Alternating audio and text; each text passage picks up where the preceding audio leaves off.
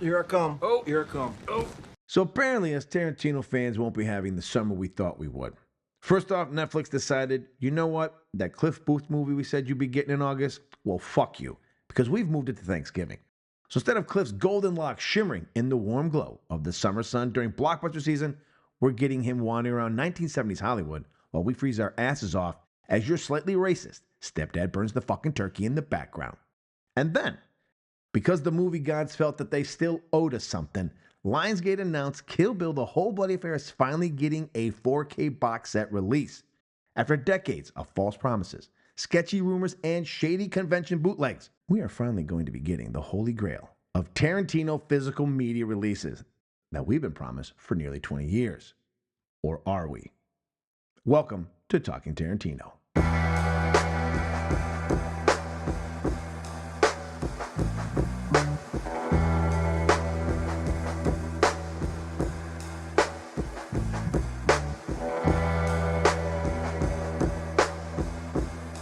Welcome, everyone, to the very first episode of Talking Tarantino. I'm your host, the Reverend Scott K, and it is my pleasure to welcome to the show a man you may know as my co-host on the Men of Action podcast and the Dropping a Bruce podcast, or even as the very first guest to ever grace my Church of Tarantino podcast, joining us all the way from merry old England.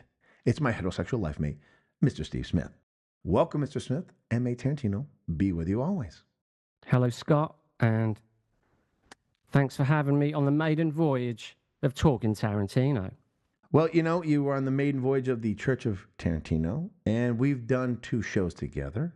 And so who better to bring on? Because, you know, you bring on someone new, you fuck the whole show up right out the gate. But thank you for being the first guest as we now show the world our radio-made faces. And now you get to see them against your wishes. So if you don't like what you hear, or see, I should say, just turn around, avoid the screen, and just hear us in an audible form.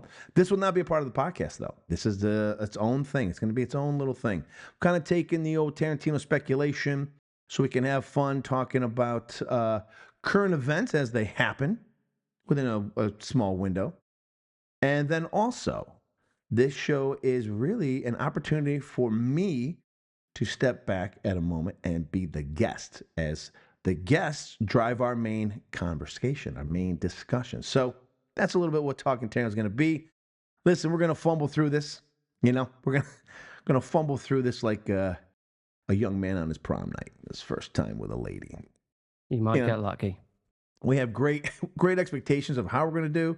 It probably won't succeed as well as we had hoped. But we like to kick things off by talking about the stuff I just said. We're going to go into the news. What's latest here on the Tarantino news front?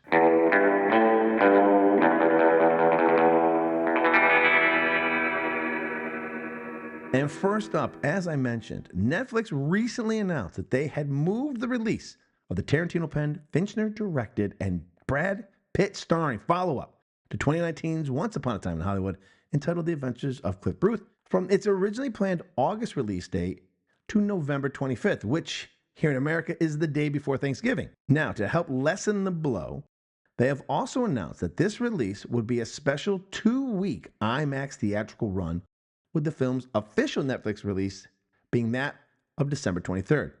Basically, 4 weeks later on the Wednesday before Christmas. Now, Mr. Smith, do you think that the delay says anything about Netflix's confidence in the movie? Or is this more likely a strategy for award season positioning? Well, the very fact that, ordinarily, I'd say the fact that they're given a theatrical release would suggest so. But this is Fincher. Mm-hmm. This is Tarantino.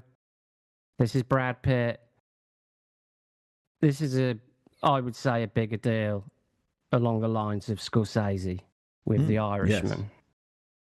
Let's face it, a lot of Netflix movies don't deserve to be on TV. This is very fair. So this is a unique. I think we're in a very unique situation here, and I'm sure they've seen the movie. I'm sure the movie's done and wrapped and ready to go, and they're just. Oh yeah. So I think there's definitely a strategy here for award season. I think.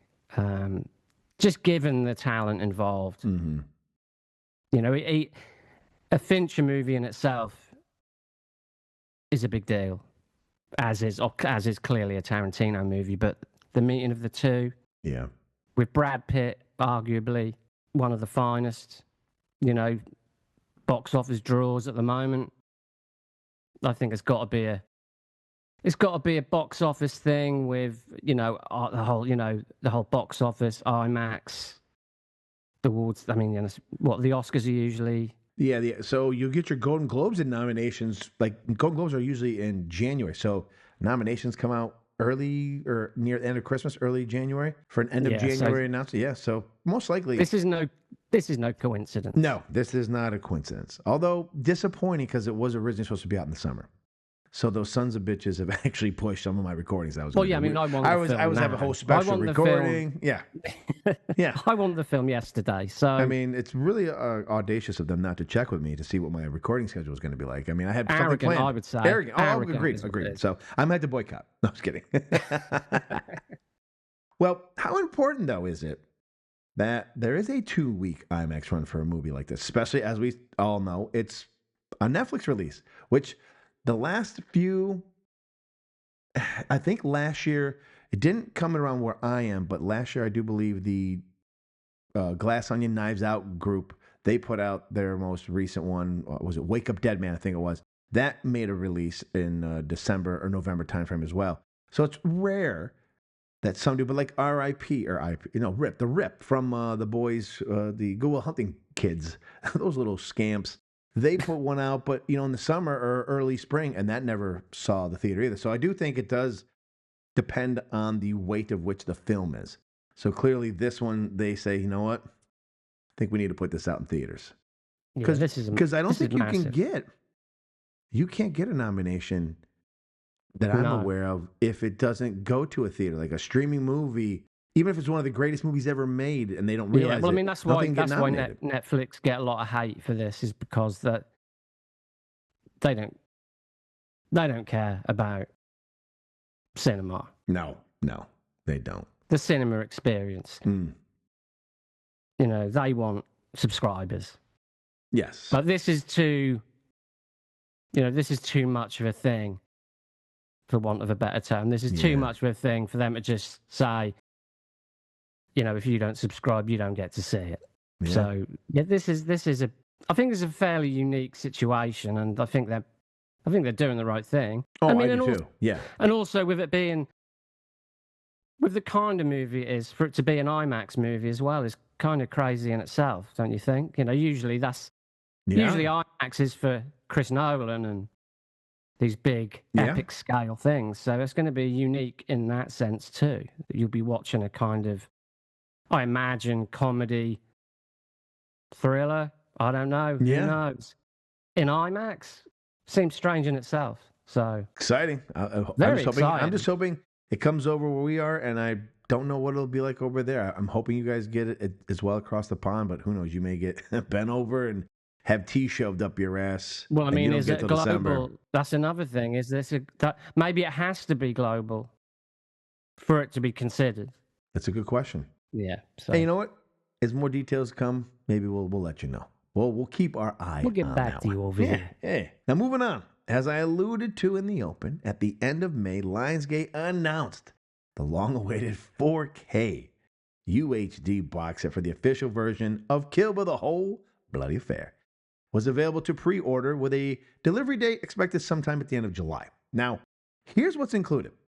You get 4 discs. 2 are 4K, 2 are Blu-ray. The special features consist of just the Fortnite exclusive The Lost Chapter. Packaging extras include a 40-page behind-the-scenes booklet curated by Tarantino himself, a 70mm film still featuring artwork from the film, 5 double-sided collectible character cards, and 2 posters from the theatrical screenings of the film's December release here in America. And I believe now you guys have been debuting over in Europe the last couple of months. Now the box set is currently retailing for $59.99 here in America.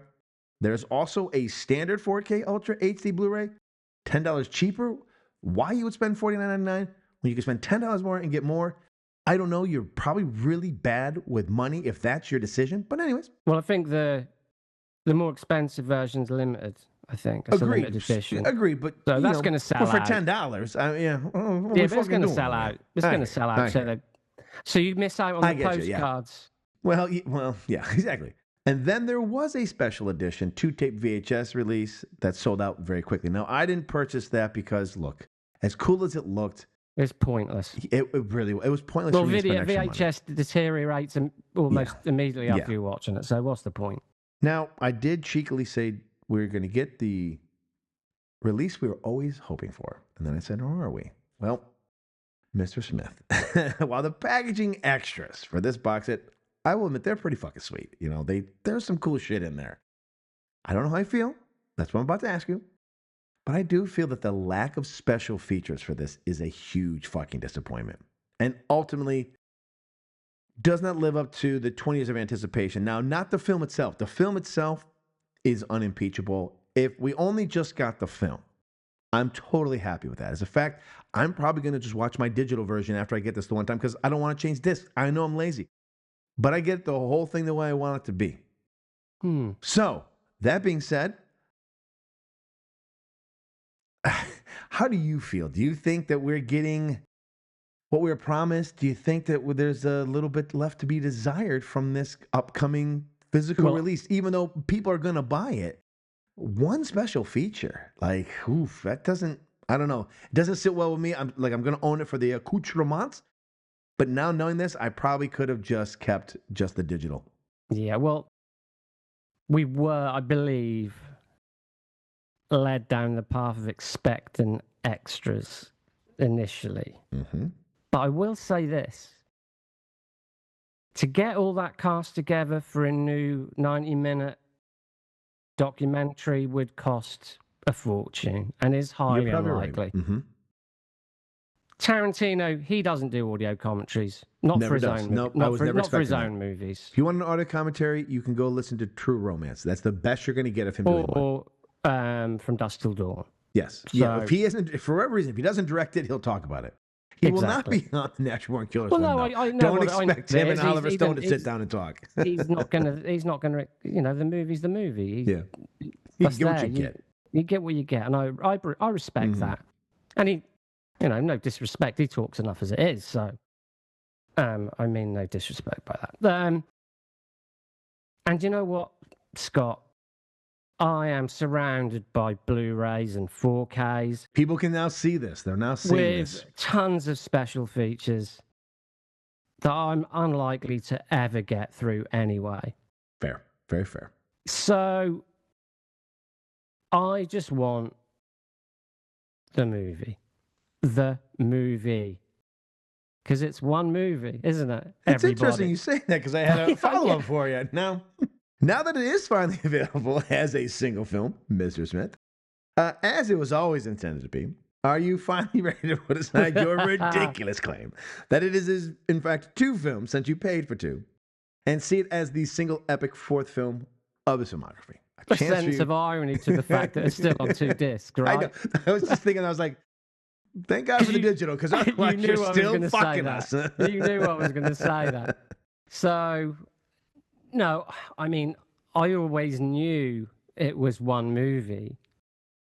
When he made it, he didn't make it as 2 movies. It grew and pollinated into something epic that we'll kind of get to this kind of vibe of what I'm saying later, but you couldn't make Kill Bill 4 hours long and expect people to go see it, right? Audiences of the... Back then especially. Because it's early 2000s. We're not in streaming yet, where now people will binge watch 8 episodes of a show. For 8 hours watching garbage on Netflix and Apple and whatnot. I mean, really, get a life. I knew, like I said, I always knew it was one movie, but I paid for 2 movies. You did. I bought 2 Blu-rays. I bought 2 DVDs. I bought 2 Blu-rays. I bought 2 digital copies as well. I bought 2 below par 4Ks. So I'm now going to buy the whole bloody affair. Yeah. And it's still on 2 discs. But I thank you, Mr. Tarantino, who I'm sure is listening to my every word right now. Well, he did say thank you for your money last year. I So know he did say surreal. But yeah, but I'm so grateful. I'll be so grateful just to have the movie as it was supposed to be. I'll keep my 4Ks, my Kill Bill Volume 1 and 2s. I mean, I've watched Kill Bill, the whole bloody affair on YouTube a few times, but that's not the same thing. So yeah, we get the movie as it was intended. So I'm grateful. Extras wise, I don't really care anymore. And that was unlikely. Like I said, it was unlikely we were never going to get an audio commentary, and it just was so unlikely we would get every cast member, stunt performer, I wasn't even etc. worried about that. I would have liked to have seen. There's extra footage. I just would have liked to have seen that.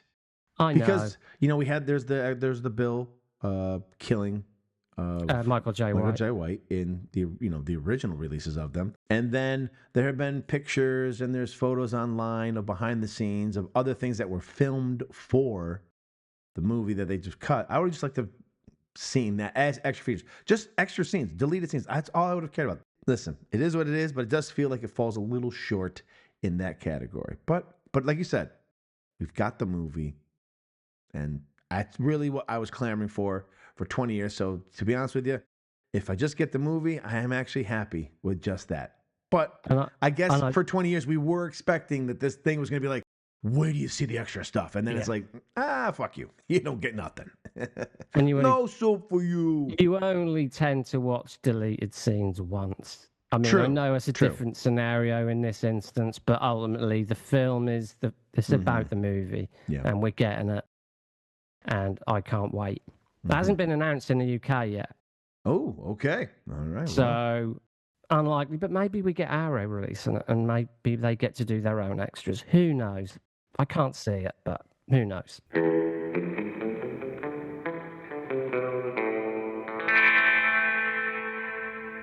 Well, we have reached the point in our show where I am now going to step aside, hand the reins over to my guest, and see where tonight's Tarantino discussion takes us.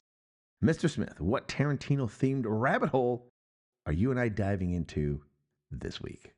You and I have probably, over the years, discussed pretty much every Tarantino movie. That is fair. Pretty much. There may be... Well, no, we've got a couple lined up of the later ones. But anyway, what I wanted to do for the first episode, I don't want to shit on anything particularly. Just, you're just getting things started here. I don't want to be a bummer on the whole thing and shit on something. But I want to discuss Death Proof, I want to discuss Death Proof and Grindhouse with you. Mm-hmm. Because I feel like it's pretty much widely accepted that Death Proof is Tarantino's weakest movie. Generally. He's even maybe and he's said that alluded. himself. He's alluded to it himself. I'm not certain whether he thinks it's weak, but it's certainly his most unsuccessful. I think the budget I think it broke even, which is bizarre for a Tarantino movie. I mean, that is a massive loss. I find Death Proof to be overlong, uneven, unfocused. I don't actually believe that's his best music choices. I'm not saying they're not good songs. That's not what I mean.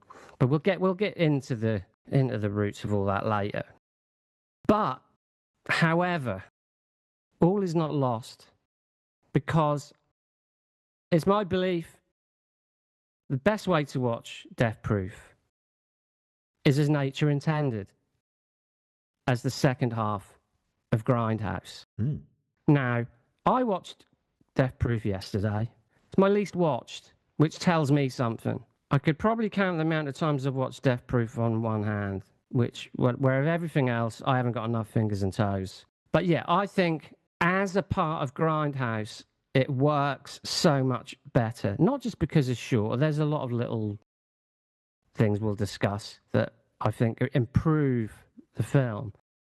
I don't think it stands alone particularly well on its own, but I think as part of that Grindhouse experience that they set out to do, it's far superior that way. And I think it's a better movie that way. And like I said, we've rarely really discussed it. So it's come up maybe briefly. But I'd like to get your thoughts on Death Proof and whether you think, you might like it more than me, but whether you believe the same, that it holds up a lot better as part of that overall experience. So, damn good question for the first one out. Look at you. That's why I brought you back. Not just for your good looks.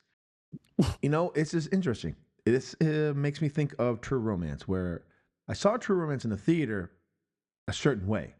And then they brought out the director's cut, Tony Scott's director's cut. And that's the only way I've seen it since. So I can't even really remember what the original True Romance even looked like what it was like in the theater. And I think it's gotten to that similarly now with Death Proof, because even doing this now for 5 years, whenever we talk about Death Proof, I look at Death Proof, the film, and not as a part of Grindhouse. So I've never gone back and then rewatch Grindhouse to talk about Death Proof. I go right to Death Proof and we talk about Death Proof. So I enjoy Grindhouse as the theatrical experience that it was, if that makes sense. So absolutely. oh wow, this is gonna sound like I'm gonna take a shit on Robert Rodriguez, and I'm not. But if given a choice, I would prefer to skip past Planet Terror and then maybe start Death Proof off on Grindhouse with the extra trailers, which are brilliant. And 3 out of 4, I think, have become movies now, with Thanksgiving, A Hobo with a Shotgun, which was a special one in certain theaters. So I don't know if it's on the Grindhouse one. Well, no, Machete. And Machete, of course. Well, how do we forget Machete? And Machete, and the only one is the Nicolas Cage, Rob Zombie, the Fu Manchu, and the zombie werewolves or the Nazi werewolves, whatever it is. So when you start there and then you go into Death Proof, I really enjoy it. I enjoyed Planet Terror in the theater, but if I'm 100% honest, I probably saw Grindhouse 3 or 4 times in the theater. Because when a Tarantino movie's out, I go see it a lot. But back then, you knew you were going to get like a 3-year, it could be a 4-year wait. So you go see it when you can. And then also, we didn't have streaming services. So then you'd have to wait about a year or so for it to come out, or 6 months to a year for it to come out on, a digital or a hard copy. After the first time, I would be sitting there going, okay, we just got to get through Planet Terror. We'll get to the fun trailers, and then we're into Death Proof. I'm like, yes, here we go. So you sit there for the hour and a half of Roberts, and I enjoy, because Tarantino shows up and he's got a wild character. And now you look back like Bruce Willis, as we talked about, he's in. Like, there's a lot of fun things going on in Planet Terror. It does help keep moving along. But again, as a Tarantino, I'm like, when do we get to Tarantino's movie? And so I'm always that in the back of my mind, which is why I probably own Death Proof. I liked in the theater the groans when we would cut away from the actual striptease, like you didn't see it. Like, I love when you would be in the theater and people were like, oh, what the fuck? Like, they'd be audibly upset that we're not watching the striptease. But then when you watch it in the Death Proof version, you finally get it. Whether that's a good or bad, I don't. I guess probably a preferential choice. I don't. Some people are like, I'm glad we get to see it, and some people are like, I liked it better the other way. So I get that point. I think for me, I like the way I watch Death Proof now, only because I don't have to watch. I know this is terrible. Listen, I understand. I don't have to watch Planet Terror first. I can get right to what I want to watch. However, if given an opportunity, though, to see it all again in the theater, I side with your decision on Planet Terror, or the Grindhouse version being the better version, because that was such an amazing experience. Now, I'm an American. I know Grindhouse theaters never translated over to Europe, but still, I'm of an age where even by the time Grindhouse stuff was pretty much almost extinct by the time I was of an age. We would have double features movies, but it would be like, whatever was the dollar store, whatever was dollar theater. So like, Jaws is out there for the 100th time, and then it's paired with something else. But it wasn't like these, B movies just jammed together for people to come out and watch. So I never officially got to experience a Grindhouse double feature like this until we got to see that. So I see your point. I can understand why and Pat is a similar person in your lane who also enjoys Grindhouse more, the Death Proof on Grindhouse, than he does Death Proof, the extended version, which gets just shy of 2 hours now. Yeah, I mean, funny, I went to Austin, Texas probably about 15 years ago. And I went to the Alamo Draft House and watched a 70s blaxploitation movie called The Black Gestapo. There's actually a scene in that where there's a group of black men in a bedroom with one white woman. And then it said missing reel and cut, and the whole audience just cracked up. So when I see Grindhouse, I want that missing reel because that's the closest I've ever been to seeing a Grindhouse movie in a theatre was The Black Gestapo. You know, everything else I've seen has been pretty much mainstream fare, you know. So I was actually seeing a 70s blaxploitation movie in the cinema, and I got that feeling. I mean, and the funny thing about Death Proof is, I know with Grindhouse you're getting 2 movies in for one, but in Death Proof you're kind of getting 2 movies for one as well. You absolutely 100% are. There are 2 different tones in the film. Yeah, you're getting a slasher in the first, and you're getting basically a car movie in the second with slasher vibes to it. Well, obviously, I mean, I say obviously, I've made this up maybe, but like, obviously, in my mind, obviously, Thunderbolt is the second movie. You get that quick. The quick, hey, we couldn't have that name. We have to change it quickly because someone else owns the rights. Or they've spliced 2 films together, which, they had the footage for half a movie and then made another movie. But they did that all the time in the 70s, you know. So yeah, so you are getting 2 movies. You're actually getting 3 movies in Grindhouse, in a sense. I mean, personally, I prefer the first half because I'm more of I like the sleazy vibe of the horror and the genius of really the car as the weapon is great.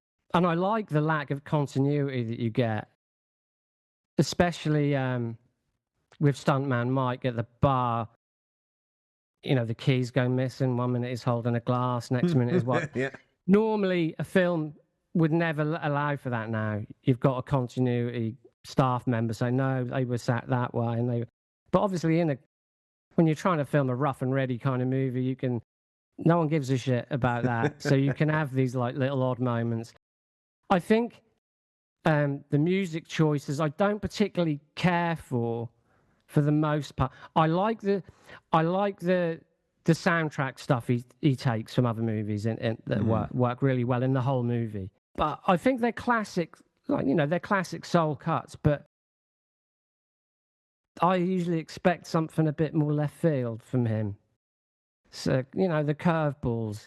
I mean, and I've got an allergy against glam rock, so when Mark Bolan kicks in, I don't like it. But the best Burt Reynolds moment, without Burt Reynolds being in a movie, is when Kurt Russell breaks the 4th wall and looks at the camera and throws his cigarette away. Is just heavenly. I mean, we ain't even mentioned Kurt Russell. The wink of like, you motherfuckers know what's about to happen. That is just so great. Good. It's just amazing. That is so good. I grew up on Burt Reynolds movies as a kid. I mean, I'm not talking about the great ones particularly. I am talking about Stroke Race and Cannonball Run probably. And you get the kind of the psychoanalysis of Stuntman Mike by Al McGraw, which is kind of like Psycho at the end of Psycho when he shoots his goo, and all that. But then the second half, I find the dialogue between the girls pretty bland, and he loses the grimy filter as well. But then I guess because you're putting 2 films together in the movie in my head, you've got a glossier film and a grimier film, so you are getting further accentuates the 2 movie thing. Everything before it doesn't really work for me that well in that half of the movie, but you need it obviously because you can't just cut to them on a car. No. But I just find that to be a bit weaker than I found it in the first half, personally. But when she's on the hood of that car, that is insane. And I actually find the car chase less exciting than the Zoe Bell bit. So he kind of does a Django Unchained thing where he's got 2 finales in Django Unchained, and I find the second one weaker than the first. And I find that with this. But yeah, ultimately, I just find the shorter version to be, it's just tighter and kind of moves along at a swifter pace for me. And I do like Planet Terror. I've got problems with it in either version, but I just think they're amplified when Death Proof's on its own. So, yeah. Great first discussion. For you, my viewers, you now can reach out to us on our socials or email us, which you can find in the show description, and let us know if you like Grindhouse version of Death Proof, or is the standalone Death Proof the better way to enjoy the film? There's no wrong answer. There is, but it's okay. I'm clearly right, as I always am, but it's interesting to get a little bit of a dialogue going. Agreed. But now it's time for us to give our 2 for the road.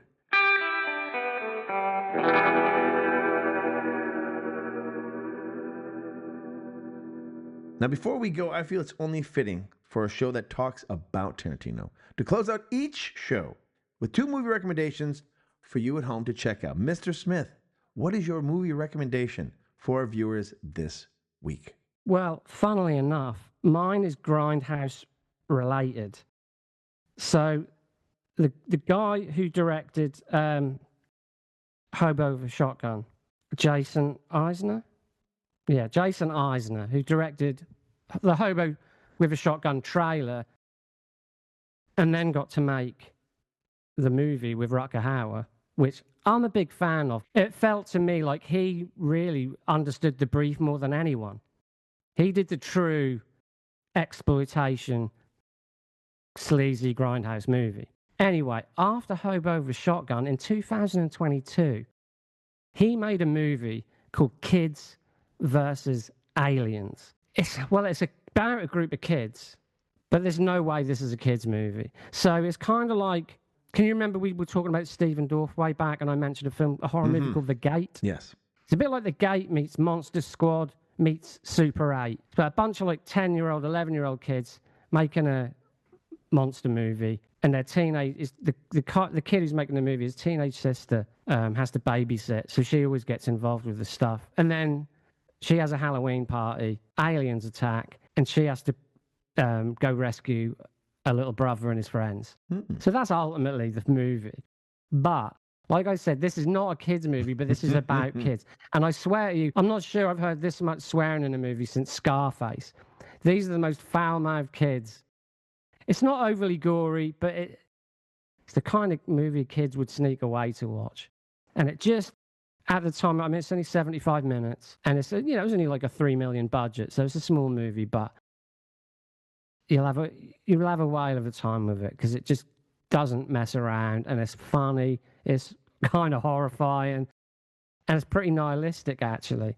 So that's my recommendation for this episode. Well, I'm going to have to check it out myself. Now, for mine, it is my strong fucking belief that all of you at home need to get your eyes on Kirill Sokolov's They Will Kill You from 2026 that just came out and stars Zazie Beetz. They Will Kill You feels like the kind of midnight movie that reminds you why gritty thrillers are still so much fun when they're done right. It's stylish, tense, darkly funny in all the right places, and packed with the kind of sharp dialogue and sudden bursts of violence that feel ripped straight out of a Tarantino fever dream. In fact, this film feels a lot like a love letter to Kill Bill. Now, it's not reinventing cinema because it's not trying to, and nor does it have to. They Will Kill You is the kind of movie that grabs you by the fucking balls, smirks at you for about 2 hours, and then leaves you wanting another viewing the second the credits roll. And that is why it is my inaugural movie recommendation for you. So check out Kids vs. Aliens, and They Will Kill You. And that will do it for our inaugural episode of Talking Tarantino. Be sure to like and subscribe, then join us again in 2 weeks for a brand new episode with an all-new guest, fresh discussion topics, and more movie recommendations. You can also check out the Church of Tarantino podcast wherever you get your podcasts. New episodes drop bi-weekly. So for Steve Smith, I'm Robert Scott K.